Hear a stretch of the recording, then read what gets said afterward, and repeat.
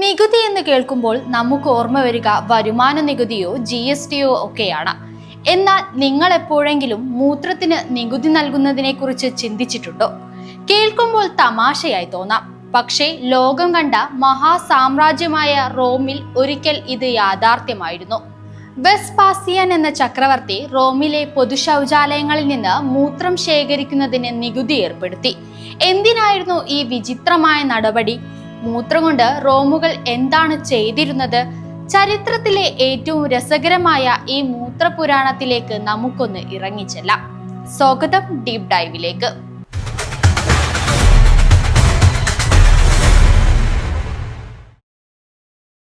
CE 69 Rome ഒരു വലിയ ആഭ്യന്തര കലാപത്തിലൂടെ കടന്നു പോവുകയായിരുന്നു. ഇയർ ഓഫ് ദ 4 എംപേഴ്സ് എന്നറിയപ്പെട്ട ഈ കാലം കഴിഞ്ഞപ്പോഴേക്കും രാജ്യത്തിന്റെ ഖജനാവ് പൂർണ്ണമായും കാലിയായി. പത്തായത്തിൽ പൂച്ച പെറ്റുകിടക്കുന്ന അവസ്ഥ. ഈ സാഹചര്യത്തിലാണ് വെസ്പാസിയൻ ചക്രവർത്തി അധികാരമേൽക്കുന്നത്.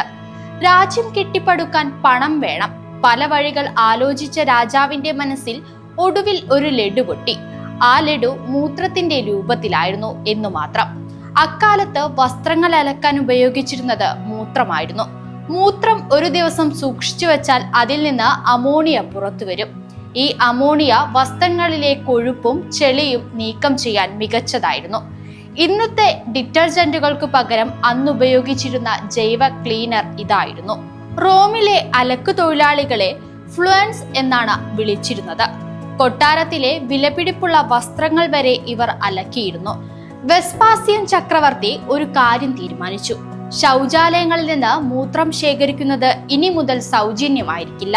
അദ്ദേഹം മൂത്രം ശേഖരിക്കുന്നതിന് വിലക്കുന്നതിനും ഒരു ചെറിയ തുക നികുതിയായി ഏർപ്പെടുത്തി. ഇതാണ് ചരിത്ര പ്രസിദ്ധമായ യൂറിൻ ടാക്സ്. വെറുമൊരു പാഴ്വസ്തുവിൽ നിന്ന് രാജ്യം പണം സമ്പാദിക്കാൻ തുടങ്ങി.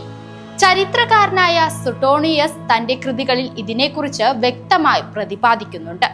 വെസ്പാസിയന്റെ മകൻ ടൈറ്റസിന് ഈ പരിപാടിയോട് ഒട്ടും പിടിച്ചില്ല. മൂത്രത്തിൽ നിന്ന് പണം ഉണ്ടാക്കുന്നത് നാണക്കേടാണെന്ന് അദ്ദേഹം പിതാവിനോട് പറഞ്ഞു. അപ്പോൾ വെസ്പാസിയൻ ചെയ്തത് എന്താണെന്നോ? അദ്ദേഹം ഒരു വെള്ളി നാണയമെടുത്ത് മകന്റെ മൂക്കിന് താഴെ പിടിച്ചു. എന്നിട്ട് ചോദിച്ചു, ഇതിന് മൂത്രത്തിന്റെ മണമുണ്ടോ?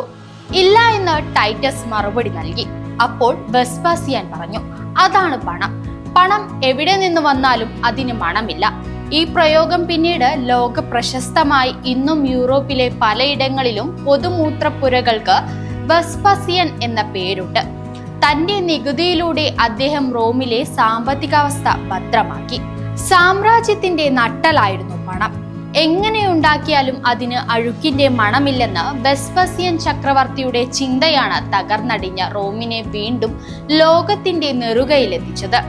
നമ്മൾ പാഴ്വസ്തുവായി തള്ളിക്കളയുന്ന ഒന്നിൽ നിന്ന് ഒരു സാമ്രാജ്യത്തിന്റെ ഖജനാവ് നിറച്ച ഈ റോമൻ ബുദ്ധി നമ്മെ ഒന്നു മാത്രമാണ് ഓർമ്മിപ്പിക്കുന്നത്. ചരിത്രത്തിൽ ഒന്നിനെയും വില കുറച്ചു കാണരുത്, മൂത്രത്തെ പോലും.